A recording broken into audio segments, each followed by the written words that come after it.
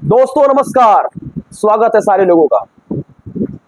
आप लोग का क्वेश्चन एक बहुत बड़ा कमेंट के माध्यम से पूछा जाता है, उसका आज प्रति उत्तर देने आया हूं।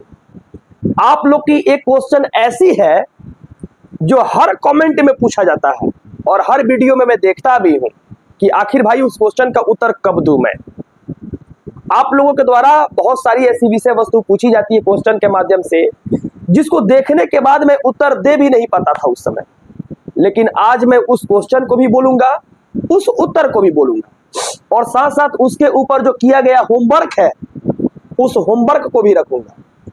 दोस्तों सबसे पहले कि आप लोगों ने इतना ताकत दिया, इतना प्यार दिया, इसके लिए मैं दिल से आभार व्यक्त करता हूं। और अभी भी आप लोगों ने लगातार इस चैनल को, इस मुहिम को आप लोगों ने बहुत बड़ा बनाया, इसका मैं आभारी हूं। और कोशिश हमेशा यही करता हूं कि सत्य के आधार पर कार्य करूं और हर चीज को, हर काम को सुगमता से अच्छा से करूं। आइए आते हैं आपके क्वेश्चन पे। इससे पहले मैं आप सारे लोगों को कहेंगे कि ये वीडियो अगर अच्छा लगेगी तो शेयर जरूर कीजिएगा, लेकिन अभी तक आप लोग लाइक नहीं किए हैं तो वीडियो को लाइक जरूर कीजिएगा। चलिए चलते हैं क्वेश्चन पे कि क्या क्वेश्चन है। आप लोग का एक बहुत बड़ा क्वेश्चन ये है कि सर रद्द कब होगा, है ना क्वेश्चन कि सर रद्द कब होगा। टीआरई 1 हो गया, टीआरई 2 हो गया, टीआरई 3 हो गया, लेकिन रद्द नहीं हुआ। आपका बार बार ये क्वेश्चन आता था लेकिन रद्द नहीं हुआ। मैं बात सही बोल रहा हूं कि अभी तक मैं ये क्वेश्चन करता था लेकिन अभी तक ये रद्द नहीं हुआ। आखिर अभी तक ये कब रद्द होगा? टीआरई 4 हो जाएगा तब, इन लोग का मतलब आप लोग का क्वेश्चन है। तो आइए इसका मैं प्रति उत्तर दे देता हूं। सुप्रीम कोर्ट में एक मेरा केस है और आप लोग का रद्द वाला केस है, जिसका नाम है 10-350/2024। डायरी नंबर है जिसका 10-350/2024। आप लोग इस केस को सर्च कीजिएगा, सुप्रीम कोर्ट लिखकर डायरी नंबर में जाइएगा। 10-350/2024 का केस है, जिसको सीटेट एक्ट केस कहते हैं। यह केस झारखंड के साथ टैग है और झारखंड में बीते दिन आप लोगों ने देखा होगा कि बहाली पर स्टे लग गई थी। ठीक बिहार के बहाली पर भी स्टे एप्लीकेशन मेरे द्वारा मांगा गया था और मांगने के बाद मैं सरकार से उम्मीद भी किया था कि बिहार के ऊपर, रिजल्ट के ऊपर स्टे एप्लीकेशन सरकार देगी, क्योंकि झारखंड में दे चुकी थी और बिहार का यह केस सेम केस था और सीटेट एक्ट केस है। आइए इसकी इतिहास को जानते हैं कि सीटेट एक्ट केस क्या है और क्यों किया गया था और क्या रीजन था सीटेट एक्ट केस करने का। तो सबसे पहले मैं पूरा डीपली नहीं जाऊंगा, केस नंबर तो मैं आपको बता दिया और रद्द होने का सबसे बड़ा प्रोसेस भी बता दिया कि क्यों रद्द होगा और किस तरह से रद्द होगा और इस पर कितना काम किया जा चुका है, इसको मैं बता देता हूं। और हो सके तो अगला जो हियरिंग होने वाला है वो फाइनल हियरिंग रहेगा, उसमें आपकी एग्जामिनेशन जो है, उस एग्जामिनेशन का जो पहलू रहेगी उस जजमेंट के अनुकूल रहेगी। आइए बात करते हैं 10-350/2024 में जो डायरी नंबर केस नंबर थी, उस केस में वरुण जी का एक बहुत बड़ा केस था। 2019 में किया गया था, 19-20 में किया गया था। ये सीटेट एक्ट केस 9574 के नाम से जाना जाता है बिहार में। उस समय एडवोकेट जनरल सर जो थे वो आए थे पटना हाईकोर्ट में और इस केस के माध्यम में उन्होंने कहा था कि जो बहाली हो रही है छठे चरण की, वो नियोजन की बहाली हो रही है। नियोजन की बहाली हो रही है यानी पूर्ण रूप से गवर्नमेंट नौकरी नहीं है। सर हमको बहाली करने दीजिए, आने वाला समय अभी आएगा, उस समय देखा जाएगा, लेकिन तत्काल जो बहाली कर रहे हैं पूर्ण रूप से गवर्नमेंट नहीं है, ये नियोजित किया जा रहा है शिक्षकों को और नियोजित करने के बाद इस बहाली में उनको शामिल किया जा रहा है।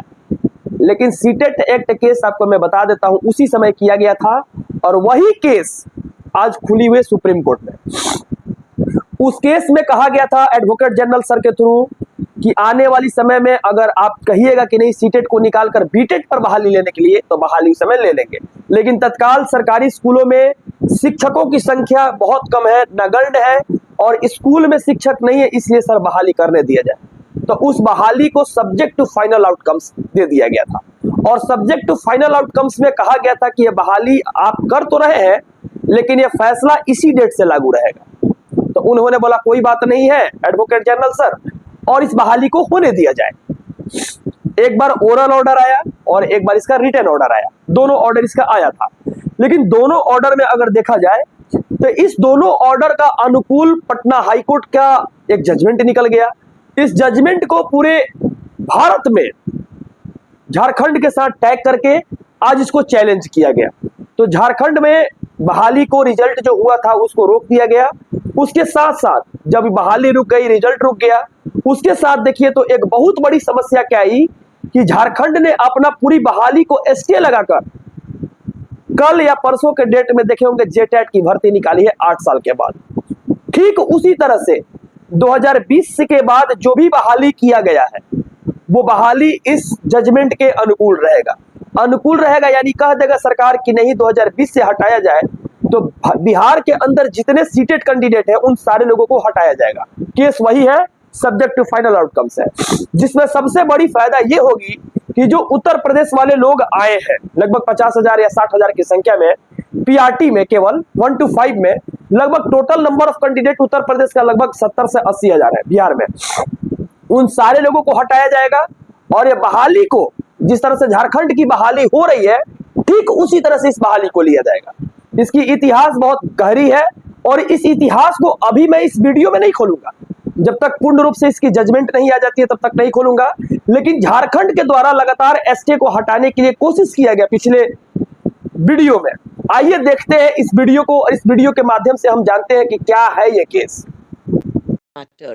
I believe, my lords, I state that this matter has been now rendered infructuous because the government of Jharkhand has filed its notification. Pastor, This was submitted legislation. last time. 1 minute, just 1 minute. My lords, is after the judgment of the High Court recognizing central CTT as an eligible qualification for the purpose of appointment. Number 1. So, my lords, and that is not in challenge. If they have anything now, they have to go and challenge that.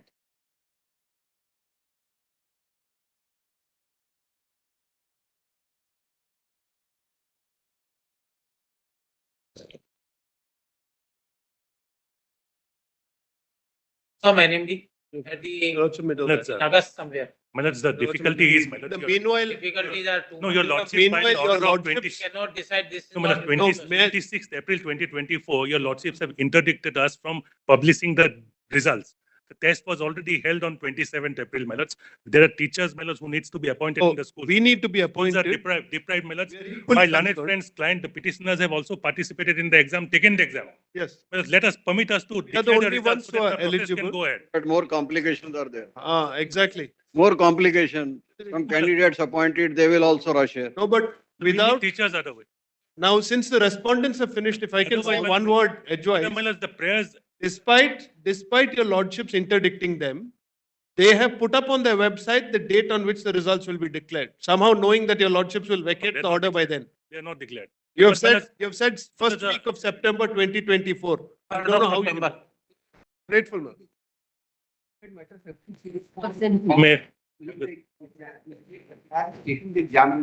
examination is going on, my lord. Not saying it. We are not saying anything this way or that way. This is for Jharkhand only, Bihar is not No, there. 3 SLPs. First 2 SLPs are Jharkhand, third one is Bihar. 3rd of September. Grateful, man. Case of the state of Jharkhand. 3rd of September for hearing. Based on NMD.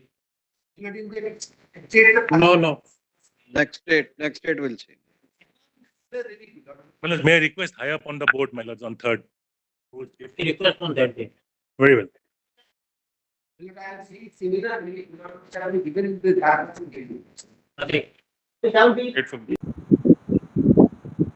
इस video को देखने के बाद यह प्रतीत होता है कि बिहार में जो बहाली हुई थी, इस बहाली को टीआरई 1 हो, टीआरई 2 हो, टीआरई 3 हो, अगर सुप्रीम कोर्ट यह बात सब्जेक्ट टू फाइनल आउटकम्स पर कह देती है, फैसला दे देती है, तो टीआरई 1 से, टीआरई 2 से और टीआरई 3 से और साथ साथ छठे चरण से जितने सीटेड कैंडिडेट रहेंगे वो आउट हो जाएंगे। क्योंकि इसमें पहले की तरह ऐसा नहीं है कि कोई पार्टी नहीं बना था, हर एक पार्टी को बनाया गया है और पार्टी बनने के साथ साथ सीटेड वाले भी इंटरवेन किए थे। उसके साथ साथ 17 से 19 लोग और थे जो इंटरवेन किए थे, जिनको सरकार के द्वारा बीते दिन नोटिस भी गई थी सुप्रीम कोर्ट के द्वारा। जब आप डायरी नंबर डालिएगा 10-350/2024 तो उसमें आपको सारी चीज मिल जाएगी। ऐसे में डिस्क्रिप्शन बॉक्स में मैं दे देता हूं लिंक, उसमें जाकर आप लोग देख सकते हैं। आपको सारी केस का डिटेल उसमें दे देता हूं, उससे जैसे ही ज्वाइन कीजिएगा उसमें आपको नजर आ जाएगी। तो उस केस के अंदर आपको दिख जाएगा कि सीटेट जो है ऑलरेडी झारखंड केस और बिहार ये केस जीत रही है। अगर ये जीत जाती है तो यहां पर टोटल सीटेट कैंडिडेटों को निकाला जाएगा और ये केस सुप्रीम कोर्ट में क्या होगा ये समय बताएगी, जिसके एडवोकेट जो जिसके अधिवक्ता जी गोपाल शंकर नारायण है और इनके टीम है और भी बहुत सारे इसमें अधिवक्ता लोग ज्वाइन किए हैं और इस केस को लड़ रहे हैं। साथ साथ विपक्ष के जो अधिवक्ता है मीनाक्षी अरोड़ा है सीटेट की तरफ से। लेकिन देखिए इसमें जीत किसकी होती है, क्योंकि ये सुप्रीम कोर्ट का केस है। ये सुप्रीम कोर्ट का केस जब तक ऑडिट आ नहीं जाता है, जजमेंट आ नहीं जाता है, तब तक इसको कुछ कहा नहीं जाएगा। लेकिन एक तरह से बिहार जीत रही है, बिहार में सीटेट इनवैलिड होने वाली है जहां तक लग रहा है। और अगली सुनवाई आप लोग खुद इस जजमेंट में देख लीजिए कि 3 सितंबर के दिन इस सुनवाई को दिया गया है। और सरकार, आप वीडियो देखे होंगे, उस वीडियो में कहा गया था, हमने कहा था, तो उसमें आपने देखा होगा कि जज साहब बोले थे कि नेक्स्ट हियरिंग में फाइनल हियरिंग कर दिया जाएगा। अगर ये बहाली के अनुकूल अगर झारखंड केस जीतती है, बिहार जीतती है, तो आगे सोचिए कि ये बहाली रद्द होगी या नहीं होगी, क्योंकि आप लोगों ने वीडियो भी देखा, आप लोगों ने टोटल जजमेंट भी देखा और उससे आप लोग क्या करते हैं और क्या आपकी एक मन क्या कहती है कि क्या रद्द होगी या नहीं होगी, कि क्या मैं झूठ बोलता था कि सही बोलता था। इसके साथ साथ और 6 केस है सुप्रीम कोर्ट में, जिसको मैं अभी बताया नहीं हूं ना, अभी मैं आप लोगों के सामने प्रस्तुत करना चाहता हूं, क्योंकि जो केस है बिहार सरकार के अनुकूल किया गया है और बिहार सरकार जो बहाली की है उस बहाली के ही अनुकूल किया गया है। क्योंकि सरकार बच्चों को बहाल कराई है, सरकार अपनी बहाली को पूर्ण रूप से जिस तरह से करना चाहिए उस तरह से की है और केस करने वाले लोग भी तरीका से केस किए हैं। आप समझ रहे हैं कि किसको कह रहे हैं। और सरकार की अपनी जो बात रहेगी सुप्रीम कोर्ट में रखेगी और जो केस के अनुकूल अधिवक्ता जी रहेंगे वो अपनी बातों को रखेंगे। तो 3 सितंबर के दिन अगली फैसला होने वाली है। अगर कोई लोग चाहते हैं इस केस से जुड़ना, व्हाट्सएप का डिस्क्रिप्शन बॉक्स लिंक दे देंगे, उससे आप लोग जुड़ जाइएगा। वहां भी अगर कुछ पूछना होगा तो इस केस के अनुकूल आप लोग पूछ सकते हैं, वहां भी हर बातों को बताई जाएगी। और साथ साथ इस केस की जजमेंट आ रही है, अब कोर्ट कचहरी है, पता नहीं क्या होगा, हमारी जीत होगी कि हमारी हार होगी ये मैं नहीं जानता हूं, लेकिन झारखंड टेट हो रही है। शायद कुछ अनुकूल हमको दिख रहा है कि हमारी केस लगभग 90% हम जीत गए हैं, लेकिन देखिए कोर्ट कचहरी में क्या होता है कोई नहीं जानता है, हार होगी या जीत होगी कोई नहीं जानता है। लेकिन इस केस को जीतने का पूर्ण रूप से उम्मीद भी है और जीतेंगे भी। और एक साथ ये भी कहेंगे कि कुछ लोग का क्वेश्चन एक और रहता है कि आपको एनआईओएस से बहुत बड़ा दुश्मनी है, तो इस क्वेश्चन का भी उत्तर दे देता हूं, क्योंकि एनआईओएस के खिलाफ मैं बहुत बात करता हूं। 2019 में दिसंबर से मैं आंदोलन करना शुरुआत किया था, जब छठा चरण की नोटिफिकेशन आई थी। उस बहाली में हम लोगों को जगह मिलने वाली थी, मात्र लगभग 700 से 800 कैंडिडेट थे हम लोग 7वें चरण में। तो छठे चरण के लोग क्या किए थे कि हम लोग तो बहुत छोटा थे उस समय, उतना हम लोग एजुकेटेड नहीं थे, क्योंकि वो लोग बड़े भैया थे, उन लोग को ज्यादा स्किल्ड थे, ज्यादा दिमागी थे। उन लोगों ने क्या किया कि इस बहाली में केस करके हम लोग को बाहर कर दिया, केस करके उन लोगों ने बाहर कर दिया। तो 19 से लेकर 24 तक हम लोग बैठे रहे। तो पहला केस छठा चरण ने किया 7th फेज को बाहर करने के लिए, पहला केस छठा चरण ने किया 7th फेज को बाहर करने के लिए, और वो लोग सक्सेसफुल रहे। हम लोग कोर्ट कचहरी नहीं जानते थे कि क्या होती थी। दूसरा केस डीएड और बीएड की केस पटना से ही स्टार्ट हुई थी। प्राथमिकता नहीं मिलता था, डीएलएड को प्राथमिकता नहीं मिला, तो डीएलएड वाले ने जाकर सुप्रीम कोर्ट में केस किया था और पटना से ही स्टार्ट हुआ, जिसमें से 17-19 के एनआईओएस डीएलएड के जो बच्चे थे, जो आंदोलन हमारे द्वारा किया जाता था, उस आंदोलन में गुट बनाकर बीएड को हराने के लिए उन लोगों के द्वारा लगातार राजनीति की गई। ग्रुप बनी, जिला स्तर पे ग्रुप बनी, हर जिला में एनआईओएस की ग्रुप बनी और बीएड के खिलाफ चंदापरोसी किया गया। सुप्रीम कोर्ट में जाकर पूर्ण रूप से बीएड को हरा दिया गया। वही बात नहीं, सुप्रीम कोर्ट की फैसला का अनुकूल हम लोग इंतजार भी किए और हमारे पास केवल 1 डिग्री थी। हम एक ही बार बैठे थे सीटेट में और मेरी 1 डिग्री के कारण 1 to 5 में ही हम पास आउट थे। 6 to 8 में हम पास आउट नहीं थे, उस समय 89 नंबर था मेरा और मैं जनरल से आता हूं। तो उस समय हम पास आउट नहीं थे 6 to 8 में, और हमारी कोई भी वीडियो 2019 से लेकर 2024 के बीच में जिस दिन सीटेट का एग्जाम हो रहा था, आप देखिएगा कि सीटेट का विरोध करने के लिए हम आंदोलन करते गर्दनी बाग में नजर आएंगे या गांधी मैदान में नजर आएंगे। तो वो हमारी आंदोलन की धरती थी कि नहीं, हम सीटेट को अब मतलब हम लोग को नौकरी दीजिए, हम लोग अब सीटेट नहीं देना चाहते हैं। लेकिन इन लोगों के द्वारा सीटेट को इनवैलिड कर दिया गया, एनआईएस कैंडिडेट जो कि प्रचुर मात्रा में ये लोग चंदा दिए थे। और आज मैं इनके लिए कहता हूं कि एनआईएस वाले बाहर हो गए हैं, ऑलरेडी पटना हाईकोर्ट की जजमेंट इनको बाहर कर दी है, तो कहते हैं कि हम एनआईएस विरोधी है। तो मैं पूछता हूं कि मैं एनआईएस विरोधी हूं तो आप उस समय क्या किए थे, थोड़ा सा ये बता दीजिए। सर पे चंदन लगा के पाठ किए थे क्या बीएड का? उस समय पाठ किए थे, चलिए ठीक है, रेगुलर डीएलएड वाले को जगह मिल गया। सर पे चंदन लगा के पाठ नहीं ना किए थे आप? अगर पाठ किए थे तो बताइए कि नहीं आप पाठ किए थे आप? तो आपने काम को शुरुआत दिया, आपने राजनीतिक मंच शुरुआत की, आपने पैसा का हर जिला से कलेक्शन किया, आपने केस लड़ा, आपने बीएड को बाहर किया, हम सब कुछ माने हैं। आज तक मेरी किसी भी वीडियो को उठाकर देख लीजिए 11 अगस्त के बाद, क्या हम सुप्रीम कोर्ट के फैसला का सम्मान किए हैं कि नहीं किए हैं? अगर किए हैं तो सुप्रीम कोर्ट आज आपको निकाल दिया। आज अगर हम आकर वीडियो में बनाते हैं और बोलते हैं तो आपको मिर्ची क्यों लगती है भाई? आप एनआईएस जो ज्वाइंट कैंडिडेट है, ये बताइए कि जब आपको सुप्रीम कोर्ट कह दिया कि नॉट करेक्ट इन लॉ, क्या आप छठा चरण में आपके पास विज्ञप्ति में है कि एनआईएस को बहाली किया जाए, टीआरई 1 में है कि एनआईएस को बहाली किया जाए? तो आप जिस जजमेंट पर आए थे उस जजमेंट को, पटना हाईकोर्ट के जजमेंट को तो सुप्रीम कोर्ट खारिज कर दिया। तो आप तो 12वां क्लास पर बहाली हुए हो, तो राजनीति करोगे, छठा चरण से निकालोगे आप, एनआईएस बनकर आप लोग आंदोलन करोगे और बीएड को निकालोगे आप। अगर हम वीडियो में सही बात बोल देंगे तो आपको बुरा लग जाएगा। उस समय तो हम बीएड किए थे, हमको तो ये भी पता नहीं था कि डीएलएड बीएड का केस क्या होता है। हमको इतना पता था कि 1 to 5 में बीएड वाले फॉर्म भरते हैं। इतना हमको पता नहीं था कि इतनी बड़ी राजनीति होगी। तो आज आपके खिलाफ जब जजमेंट आने लगा तो आपको मिर्ची क्यों लग रही है? अरे भैया, हम थोड़े कर रहे हैं, सुप्रीम कोर्ट का ऑडिट है, उसको मैं डिफाइन करता हूं। पटना हाई कोर्ट का जजमेंट आने वाला, उसको मैं डिस्क्राइब करूंगा। तो मैं तो सारी बातों को, मैं जो कागज है उसको मैं डिस्क्राइब करता हूं। तो सारी आंदोलन का जड़ आप हो, छठा चरण से निकालने वाले आप हो, बीएड को निकालने वाले आप हो, राजनीति करने वाले आप हो। हम अगर आपको कोई चीज बता देते हैं, डिस्क्राइब कर देते, तो क्या हम दुश्मन हो गए? तो जब आप पेड़ रोपोगे बबूल का तो मालदा आम नहीं ना तोड़ोगे। तो आप अपने दिन को भी तो याद करो। आपने कदम उठाया तो किसी ने आपको मना किया था? नहीं ना।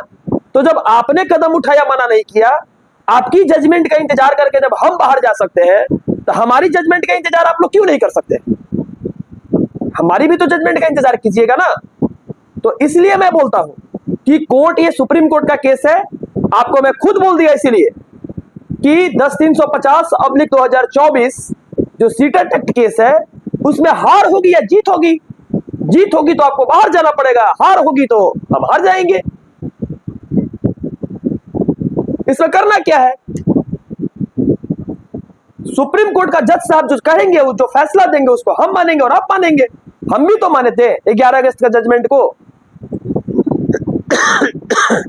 ये बताइए कि हम माने थे कि नहीं माने थे? अगर हम नहीं माने थे तो बताइए, एक भी जजमेंट के प्रतिकूल हमने बात किया? कभी किसी से मुठभेड़ लिया? नहीं ना। तो जो जजमेंट है सो जजमेंट है। जज साहब का जो जजमेंट दिया जाएगा, उस जजमेंट का हम भी स्वागत करेंगे और आप भी स्वागत कीजिएगा। तो आप लोगों के द्वारा शांति बरतना चाहिए और ये नहीं कहना चाहिए कि हम गलत है या आप गलत है। आने वाला जजमेंट जो रहेगा वो जजमेंट क्लियर कर देगा कि हम गलत है, आप क्लियर है। हमको नहीं ना निकालना है, माननीय महोदय जज साहब को निकालना है और माननीय सरकार, मुख्यमंत्री जी है, उनको पालन करना है उस फैसला को। तो जो फैसला रहेगी उस फैसला को देखा जाएगा। बिहार सरकार इसको इंटरवेन की है ना।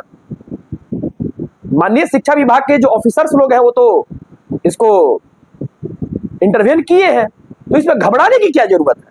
इसमें ना आप घबराइए और ना किसी को घबराने का मौका दीजिए। उम्मीद कीजिए कि हर एक जजमेंट आपके अनुकूल हो या प्रतिकूल हो, ये सुप्रीम कोर्ट के ऊपर छोड़ दीजिए। जो चीज हो गया सो चीज हो गया। मैं आज इस चीज को क्लियर करने आया था, और आप लोग का जो कमेंट था रद्द वाला, आप लोग उठाकर देख लीजिएगा कि क्या ये रद्द होगी अंत में या नहीं होगी, सुप्रीम कोर्ट की क्या जजमेंट आएगी, इसको हम और आप स्वागत करेंगे। लेकिन कमेंट बॉक्स के माध्यम से आप लोग कमेंट जरूर कीजिएगा कि क्या मैं गलत हूं या सही हूं। अगर सही हूं वो भी लिखिएगा और गलत हूं ये भी लिखिएगा। धन्यवाद, बहुत बहुत शुक्रिया। बहुत